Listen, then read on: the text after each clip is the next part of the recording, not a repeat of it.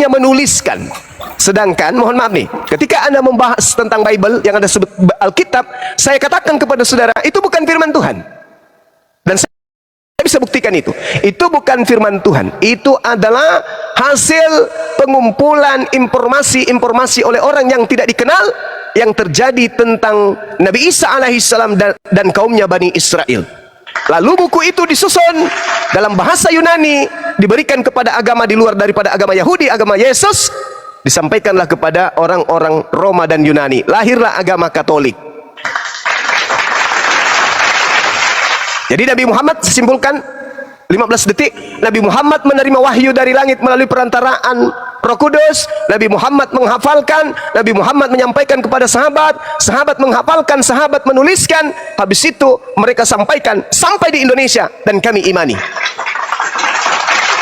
Sementara Yesus, Nabi Muhammad, dua-duanya ini adalah sumber firman. Yesus bisa menyampaikan firman untuk Bani Israel, Nabi Muhammad menyampaikan firman untuk seluruh umat manusia. Alhamdulillah, cakupan yang lebih luas ada pada diri Nabi Muhammad, tapi firman yang keluar dari mulutnya terjaga dengan rapi. Yesus hanya diutus kepada Bani Israel, tapi firman yang keluar dari mulutnya tak ada lagi sampai hari ini. Demikian. Oke, Bang Suma. Terima kasih. Memang kalau Alkitab itu adalah salah satu buku sejarah. Buku sejarah yang memang yang ditulis dan dikumpulkan dan dijadikan satu buku, gitu kan. Nah, saya baru dapat dari Bang Suma ini kalau sebenarnya kan Nabi Muhammad ini kan memang kalau kita sampai sekarang ini kan semua tidak bisa bertemu dengan Allah, karena Allah itu maha suci. Kalau kita bisa bertatapan langsung kan mati. Contoh seperti Nabi Musa, ya kan? Nabi Musa dia ketemu dengan api. Abraham dia mendengar suara seperti itu. Berarti yang saya dapat penjelasan dari Bang Suma itu, Nabi Muhammad dia dapat wahyu dari Jibril dan semua apa yang disampaikan itu dihafal sama Nabi Muhammad, gitu kan. Dan jadilah satu buku itu yang namanya Al-Quran. Benar apa tidak, itu menurut saya seperti itu, gitu kan. Nah, ada satu buku yang namanya Al-Quran yang sekarang yang dipakai landasan untuk teman-teman muslim ini sebagai pedoman iman. Pertanyaan saya lagi, Bang Suma, mungkin terakhir Bang Suma, kelamaan nanti bosan sama saya. Nggak apa-apa, mau sampai subuh juga nggak masalah.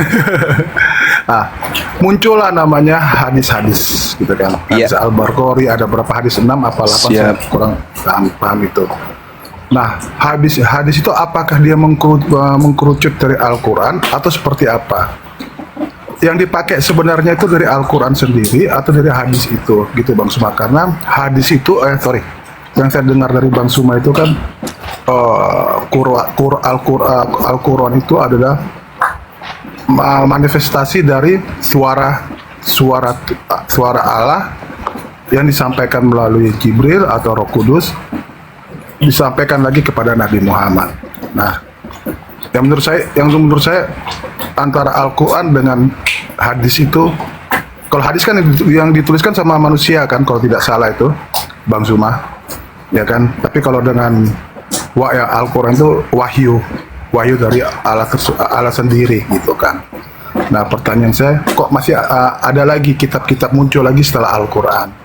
Mohon maaf Bang Suma kalau ada yang salah diterjemahkan maksud saya, gitu.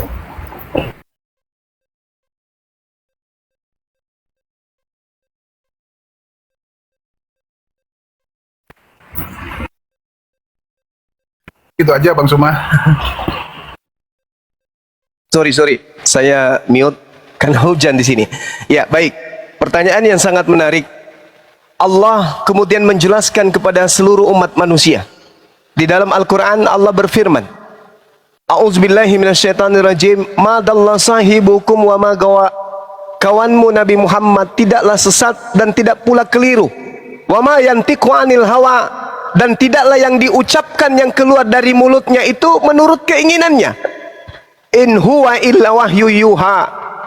Tidak lain yang keluar dari mulutnya adalah wahyu yang diwahyukan oleh Allah kepadanya, dan diajarkan allamahu syadidul quwa, diajarkan oleh Roh Kudus yang sangat kuat. Pertanyaannya muncul kemudian, Apa hadits itu?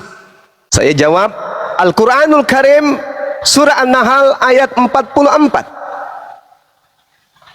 A'udzubillahi minasyaitonirrajim. Bil bayyinati waz zubur wa anzalna ilaika dzikr litubayyana lin-nasi ma nuzzila ilaihim wa la'allahum yatafakkarun.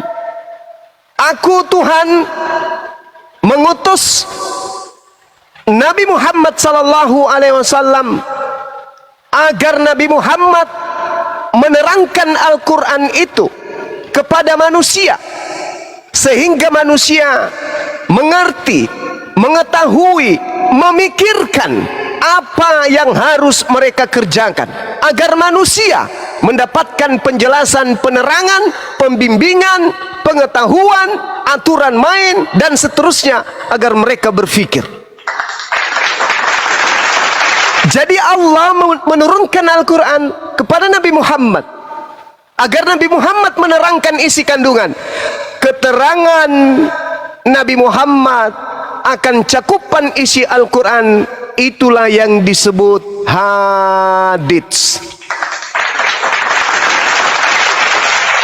Jadi hadits ini adalah isi dari Al-Quran yang diurai oleh baginda. Karena beliau yang menerima Al-Quran, beliau yang punya tugas untuk menjelaskan isi Al-Quran. Ingat, Al-Quran adalah kalimat-kalimat Allah, kalam ilahi. Yang mengerti hanyalah seorang nabi. Maka nabi inilah yang harus menjelaskan isi firman itu. Dan penjelasan nabi inilah yang disebut dengan sebutan hadits. Makanya di Islam tidak boleh asal sembarang kemudian mentafsirkan ayat suci Al-Quran. Dia harus didukung oleh penjelasan Rasulullah.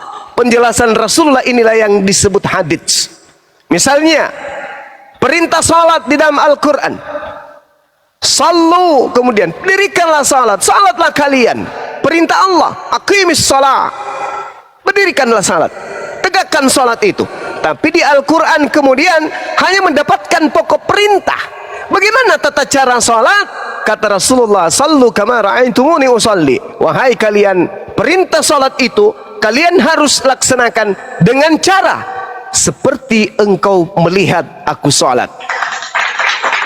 Jadi seibarat Al-Quran itu adalah bangunan, hadits itu adalah yang menguraikan bangunan itu. Ini tembok, ini dinding, ini lantai, kalau yang ini plafon, ini keramiknya, ini kamar mandinya. Itulah hadits yang menjelaskan isi Al-Quran itu sendiri. Sedangkan Bible, maaf, tidak bisa duduk sebagai hadits. Lukas bukan penjelasan Yesus, Markus bukan penjelasan Yesus, buku Yohanes, buku Matius, surah-surah Paulus bukan penjelasan Yesus. Berarti dia nggak bisa duduk sebagai hadits, apalagi sebagai firman Tuhan. Maka Bible hanya cukup dikatakan sebagai surat kabar yang diberitakan oleh wartawan yang hidup pada masa abad pertama. Silakan, Bu. Bang Suma, terima kasih Bang Suma. Yang berarti kan ada luruskan kalau saya salah nanya ya Bang Suma ya. Siap. Ini sensitif sekali ini soal jadi Bang Suma. Enggak apa-apa. Berarti ada yang apa yang ada di dalam Al-Quran, apa yang ada di hadis itu belum tentu ada di Al-Quran, begitu ya Bang Suma ya. Jadi dijelaskan lagi di hadis ya. Begitu. Betul. Bang Suma ya. Iya. Oke, udah paham. Baik. Saya kalau gitu Bang Suma, terima kasih. Masya Allah. Semuanya. Terima kasih Bang. Semuanya. Ya, mudah-mudahan kalau saya melihat ini kan agak miris juga Bang Suma, karena terjadi perdebatan yang berujungnya penghujatan ya kan. Mudah-mudahan lah kedepannya tidak ada lagi seperti yang sekarang ini Bang Suma. Siap. Saya maunya itu kan saling meluruskan, berdiskusi gitu kan. Iya. Karena masing-masing buku itu kan pasti ada kelemahan-kelemahannya. Misalnya di buku Alkitab juga pasti ada kelemahannya, karena itu kan terjemahan dari aslinya. Terjemahan dengan bermacam-macam bahasa, ada bahasa Batak, bahasa Bugis, bahasa apa gitu kan. Nah pasti ada kata-kata di situ yang meleset lah gitu kan terjemahkannya. Nah, seperti di Al-Qur'an. Di Al-Qur'an juga kan ada beberapa yang tidak ditampilkan di Al-Qur'an, tapi ditampilkan di hadis. Contoh lah misalnya, contoh kecil aja misalnya kan di Al-Qur'an disebut Adam, tapi tidak ada namanya, tidak disebut di Siti Hawa. Siti Hawa kalau nggak salah namanya ya. Tapi di hadis itu disebutkan. Nah, itulah kelemahan-kelemahan antara dua buku ini, seperti itu akhirnya terjadi satu perdebatan yang akhirnya ujung-ujungnya seperti itu. Mudah-mudahan ke depan tidak ada lagi seperti itu, Bang Suma. Iya. Baik.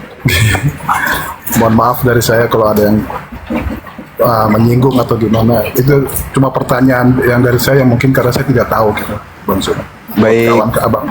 Buat abang-abang semua di sini. Oke, saya undur diri, saya mungkin nyimak dulu di bawah. Babe, satu turun Babe. Iya ya. Tapi kalau Babe bisa memberikan tanggapan Ya. mengenai terjemahan Lembaga Bible Indonesia itu banyak mengambil istilah Al-Quran, pendapat Anda bagaimana? Contoh sekarang seperti begini nih, abang siapa yang ngomong? Abang Habib Andis. ya? Handi ya? Andis ya. Sekarang ini kan contoh sekarang nih, yang tulisan di kalender itu kan sudah ada berubah itu. Yang tadinya kenaikan Isa Al-Masih, kematian Isa Al-Masih kan sudah berubah. Mungkin tahun 2025 itu kan akan berubah jadi kenaikan Yesus Kristus. Jadi Isa Al-Masih, itu kan diganti dengan Yesus. Nanti itu sekarang dalam proses seperti itu, gitu kan. Memang saya baca juga dari beberapa artikel itu memang Allah itu kan Tuhannya dari Muslim, gitu kan. Nah, ini menjadi suatu perdebatan antara dua buku ini. Kalau Allah yang di Alkitab ini kan itu bahasa Latin, jadi kita bacanya kan Allah. Tapi karena teman-teman dari Muslim ini terbiasa dengan tulisan Allah itu jadi Allah, nah akhirnya jadi suatu perdebatan. Kalau nggak salah nanti saya pernah baca juga akan ada perubahan nantinya itu semuanya itu, Bang Suma, teman-teman. Mudah-mudahan nanti. Ini salah satu perdebatan ini. Karena salah satu kan mengklaim dari Muslim mengklaim Allah subhanahu SWT lah gitu, takut saya salah ngomong gitu. Allah SWT, sedangkan di Kristen Allah. Nah, ini jadi perdebatan kan seperti itu kan. Gitu. Jadi masing-masing punya klaim sendiri-sendiri seperti itu. Tapi kalau tapi kalau masalah klaim-klaim kan harus berdasar. Kalau ALLAH itu kan adalah huruf Latin. Huruf Latin itu kan tidak mungkin nongol dengan sendirinya tanpa ada dasar pokoknya. Dari mana kira-kira sumbernya itu? Ya dari Al-Quran original teks. Ntar dulu Bang, dari original teksnya. Karena kalau ALLAH ini mau dicari di original teks Bible nggak nemu Bang.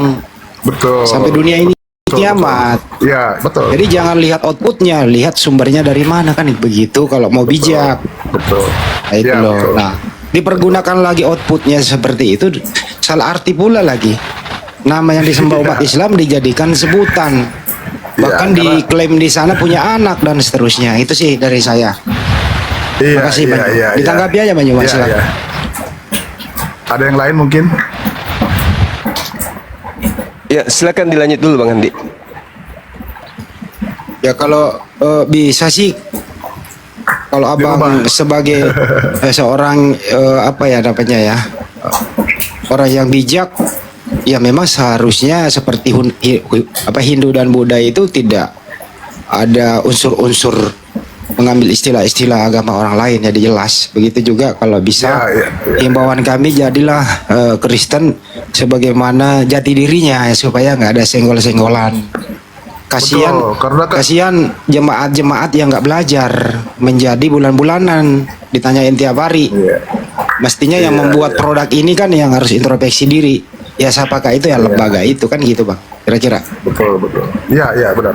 Memang saling mengklaim lah ya, antara tulisan ini kan. Ya mudah-mudahan lah seperti yang tertulisnya di kalender itu kan akan berubah. Ini informasinya seperti begitu. Mungkin dari Allah akan dirubah, mungkin akan ada kesalahan terjemahan. Karena Alkitab ini terjemahannya kan ke berbagai bahasa, Pak. Bang. Dari Iya, Bang. terjemahan asli. Boleh, Bible itu di Bible nggak dilarang, cuma- Bang. Bible nggak dilarang diterjemahkan ke seluruh bahasa. Tuh. Ya tapi Cuma di Indonesia aja tulisannya Allah itu aja. ya gitu. Jangan disesuaikan dengan kayak karena Indonesia ini mayoritas Islam. Ya kita pakailah Tuhannya disalahgunakan kan nggak enak juga itu, Bang. Iya iya Nah, iya. gitu.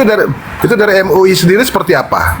Mungkin abang-abang sudah menyampaikan semua ke lembaga. Sebenarnya sih kalau menurut orang bijak abangnya ya sebaiknya yang pemakai inilah kan bukan kami pemakainya nih jemaat kan yang pakai yang membeli malah kan mestinya kalau Iya, ada yang anda beli terus yang anda beli itu ada kekeliruan ya salah pabrik ya komplain ke pabrik dong jangan kita yang di luar Iya. yang komplain kan nggak enak Iya, juga anda iya. pakai terus ada kekeliruan kan itu intinya. Iya iya iya iya iya iya. Ya memang rencana akan dirubah kok itu kok. Mau diganti sama Allah Elohim itu nanti kan diganti semuanya itu. Seperti itu Kalau Bang Hendy. ya kalau kayak Mudah-mudahan nomenklatur kalender kenaikan Yesus Kristus ya itu maju sudah. Yang penting udah tahu umat Islam lagi. Oh kenaikan Isa Al-Masih dulu umat Islam nggak tahu dikira ini hari besar umat Islam. Ternyata kan hari bingung. besar Kristen Iya, betul. gitu. Iya, sudah di Gereja-gereja juga yang bertuliskan gereja Isa Al-Masih ya digantilah jadi Yesus Kristus supaya Ya. umat Islam yang awam itu nggak salah masuk gitu loh. Kan itulah Bang, kan kayak jebakan gitu loh. Betul betul. Nah, Karena itu dia. dulu kan terdoktrin kalau Isa Al-Masih itu Yesus gitu kan. Nah, makin ke sini, makin ke sana, makin ke situ baru mereka paham bahwa antara Isa Al-Masih dengan Yesus itu berbeda. Seperti itu. Karena mayoritas muslim ini kan menganggap pada saat itu menganggap kalau Isa Al-Masih itu ya Yesus. Nah, seperti itu akhirnya kalender apa-apa itu disamakan sama Yesus gitu kan. Ternyata Tapi yang jelas gini loh Bang, saya potong izin. Kalau umat Islam itu nggak pernah menyamakan Nabi Isa alaihissalam dengan Yesus yang Dengan disalib Yesus, itu. betul. Nah, justru Betul. pada misionaris ini kalau di luar gereja dia menyamakan. Tapi kalau Iya, dalam iya. gereja nggak sama dia. Jadi ada semacam tidak konsisten begitu. Tergantung misi apa yang mau dibawa gitu loh. Nah kalau ini dihilangkan semua, sekiranya ya terjemahan ini mempunyai jati diri aja deh biar jelas gitu loh. Iya ya Bang. Mudah-mudahan Anda lah, juga nanti kan- mungkin bisa melihat mereka tampil di media. Nggak dilarang ya, kan dijual bebas berhijab, kayak muslimah buka komal, mereka pakai kopiah, pakai busana-busana yang pada umumnya umat Islam pakai sholat Jumat, pakai ke masjid, dipakai juga, gitu loh. Ini ada apa gitu loh? Maksudnya tujuannya apa? Kenapa nggak punya jati diri dalam hal kostum misalnya gitu, supaya jelas perbedaannya. Mungkin gini Bang, mungkin begini. Ini menurut pribadi Iya, saya gimana, ya. Bang? Menurut pribadi saya tidak mewakili semua gitu loh Bang. Jadi mungkin kalau yang abang bilang tadi mereka yang mohon maaf yang yang berpindah ke agama sebelah kan dari Muslim ke itu rata-rata kan agama Muslim ke Kristen kan. Rata-rata yang saya lihat ya selama saya lewat. Belum tentu juga Bang, banyak yang modus Bang, belum tentu. Saya bisa cek, ternyata banyak yang bohong juga Bang. Mengaku Ini mengaku murtadin ternyata enggak. Menurut pribadi Betul. saya gitu kan. Oke, Nah, mereka ini kan mau menunjukkan gitu kan. Ini loh saya dari sebelah pindah ke sebelah. Nah, seperti itu. Memang itu sebenarnya nggak boleh. Jadi kalau sudah pindah agama yang menunjukkan jati diri aslinya aja lah gitu kan. Ya, Seperti itu. Itu kalau menurut saya kan semacam penghinaan seperti itu menurut saya. Nanti kalau saya masuk ke situ, saya ajak ngobrol ke mereka baik-baik juga gitu kan. Seperti itu, Bang Hendy. Intinya Abang ini setuju ya kalau sampulnya ya diganti jadi Bible lah, jangan Alkitab. Alkitab itu nama lainnya Al-Qur'an loh, Bang. Pengertian Bible dengan Alkitab jauh berbeda loh itu. Alkitab itu sebuah buku, kitab suci, nama lain dari Al-Qur'an. Jadi, Kalau Bible ya, itu Biblos itu artinya kumpulan buku-buku. Beda banget Ya. artinya, Bang. Betul. Gitu loh. Memang istilah-istilah ini yang sekarang kan jadi perdebatan, Injil, Bible, Biblos, ya kan, Alkitab gitu kan. Karena terbiasa terucap dari kita orang-orang Nasrani seperti itu. Mana Alkitab kamu? Mana Injil kamu? Terucap, terbiasa dengan ucapan itu gitu loh. Ya mudah-mudahan nanti kita lihat seperti apalah ke depannya gitu Bang. Cuma Edi. kasihan loh Bang, saya ini kan ingin membantu saudara-saudara saya ini. Kalau Anda pakai produk lembaga yang satu ini bawa ke Vatikan, tidak dianggap loh Bang. Beda Pak, sampulnya aja ini apa gitu loh. Iya. Ya kan nggak enak gitu loh. Ini kan kita ingin Anda ya apa yang dipakai di Vatikan ya samain aja. Ya apa bahasa Inggrisnya misalnya ya terjemahin ke Indonesia dengan jujur. Coba lihat King James Version Bang, nggak ada itu ganggu-ganggu. Di sana itu God, Messenger of God. Nggak ada kata-kata rasul segala macam gitu loh. Bible, Biblika. Gitu. Kenapa di Indonesia? Karena ya itu tadi berawal dari mulai dari SD, mulai sekolah minggu dikenalkan LAI punya gitu. Ya, Terus, Bang.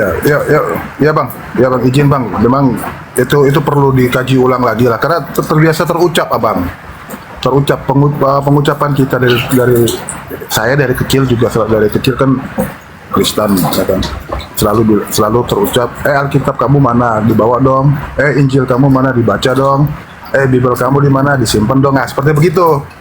Karena terbiasa mengucap seperti itu, Bang Hendy, gitu loh. Ya nanti kita lihat ke depannya seperti apa nanti kan.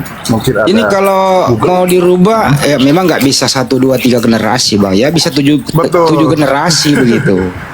Iya. Nggak bisa spontan dan instan, nggak bisa. Karena orang udah termindset itu susah dirubah. Tapi apa salahnya Bang mulai dari sekarang gitu loh, supaya Anda nanti meninggalkan dunia ini itu ada sejarah yang diingat. Oh dulu pendiri saya Pak Babe, cucu-cucu Anda kita nanti itu, oh ini loh dulu jasa-jasanya. Bisa jelas Kristen itu sendiri, Islam itu sendiri gitu loh. Nah, itu sih kira-kira Bang. Ya terima kasih masukannya Bang Hendy. Terima kasih masukannya. Nanti kita diskusi sama teman-teman. Dan ada wacana ini Bang, ada wacana ini terakhir. Kalau bisa teman-teman Kristen, kalau bisa kita gabung gitu, kita suarakan konsensus bersama, terus deklarasi bersama bahwa lembaga Bible Indonesia ya memang harus berbenah supaya punya jati diri, itu aja. Ya, kalau ini kita suarakan, kalau ini Bang kita suarakan bersama, kelihatan nanti siapa penistanya yang sebenarnya kalau masih memakai itu. Itu dia Bang di sana.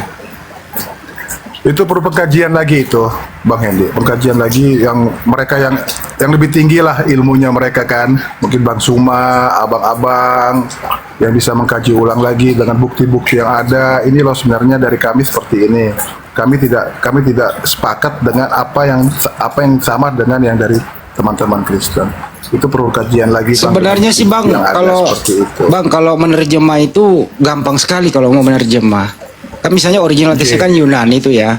Ya ambil aja ke Yunani, translate ke Indonesia, nggak usah ke Arab dulu muter-muter. Jadi translate itu pakai kamus, nggak perlu pakai iman. Artinya kalau udah pakai kamus, siapapun di dalamnya pasti independen dan jujur. Tapi kalau pakai iman ada tendensius. Gitu loh. Jadi melawan kodrat namanya, tidak ilmiah jadinya. Akhirnya menimbulkan perdebatan dan ya kisruh di akar rumput. Gitu Bang. Betul. Kalau misalnya ada perdebatan yang positif ya, ya saya harap ya seperti inilah yang didiskusikan untuk ketemu jalan keluarnya seperti apa gitu Bang Hendy. Nah, maksud saya gitu. Dan kalau Bang Hendy mau mengumpulkan teman-teman dari Kristen dan Islam, nah itu antara Islam dan Kristen itu perlu mengkaji ulang lagi, mencari titik temunya, benang merahnya di mana. Kan yang utamanya kan awal mulanya dulu Bang Hendy. Awal mulanya terjadi ini seperti apa gitu kan? Di mana terjadinya? Pada tahun berapa gitu kan? Tulisan Alkitab yang di buku kami itu bukan Injil yang dituliskan, tapi Alkitab yang ditulis itu. Ya gitu, kalau izin saya potong, kalau mau awal mulanya nanti bisa banyak yang koma. Kenapa ya? Karena kalau mau ambil latar belakangnya ya Kristen ini masuk, siapa sih yang bawa? Kalau mau sejarah awal mula ya pasti dong, kalau nggak Portugis berkesinambungan ke Inggris dan ke Belanda. Belanda membuat satu lembaga Alkitab Hindia Belanda. Ya Belanda Ya, tapi mempunyai Belanda tenaga, entar dulu Bang. Belanda mempunyai tenaga kekuatan penuh, ya tanpa diadili orang bisa langsung dieksekusi dengan moncong-moncongnya itu loh. Ya siapa yang mau melawan dia? Kan begitu. Iya. Nah, setelah Indonesia merdeka tahun 1954, lembaga ini diserahkan kepada Lembaga Alkitab Indonesia. 10 tahun kemudian tahun 54. Kemudian tahun 72 revisi pertama atau 74. Tahun 2023 revisi kedua. Tidak ada intervensi lagi, udah merdeka kok. Tapi kok masih ada rada-rada Belandanya di sana gitu loh. Itu maksudnya, Bang. Iya.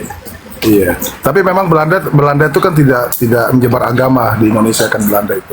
Cuma karena pada saat itu pemerintahnya kan dia. Jadi dia Gak bisa Bang, gol glory dan gospel Bang, nggak bisa dilupakan sejarah. Iya, gitu. Dan mereka Waktu itu yang pakai mereka melindungi para misionaris di bawah kekuasaan Belanda. Ada terkenal namanya Russell, ada terkenal namanya Leidecker dan seterusnya.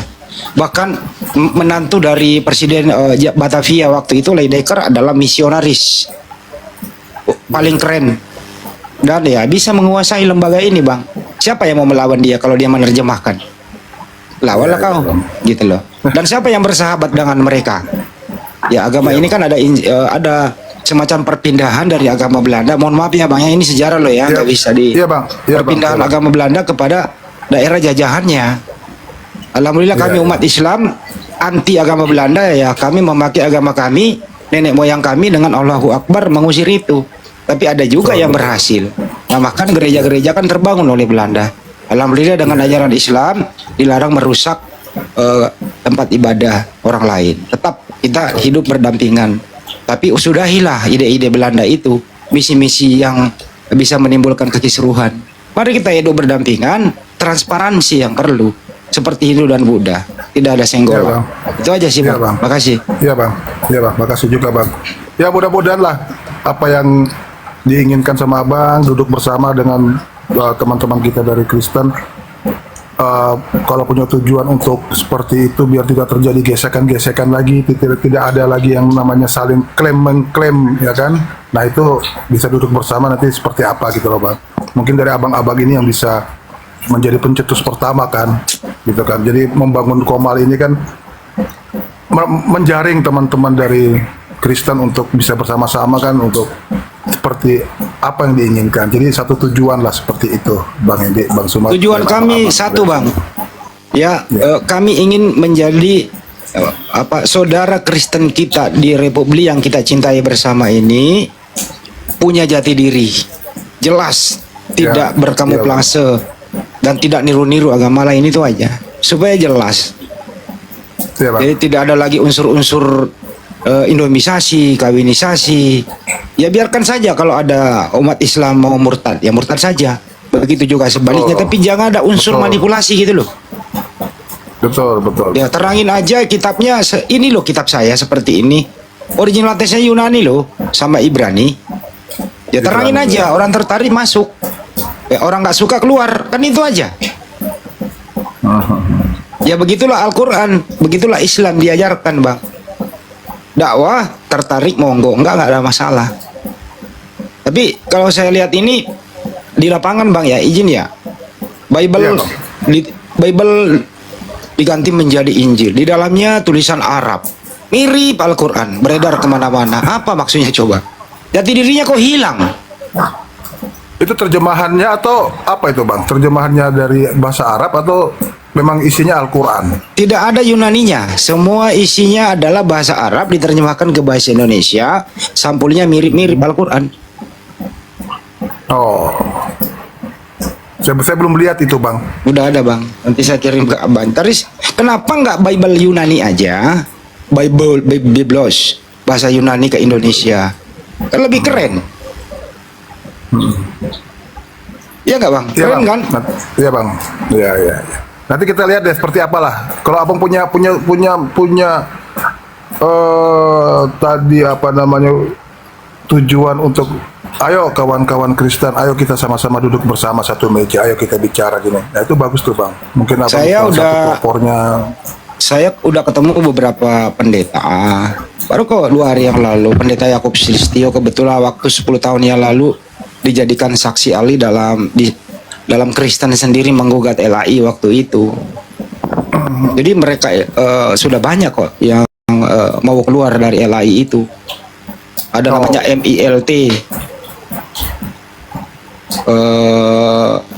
Mereka udah nggak pakai gitu loh, karena mereka sadar.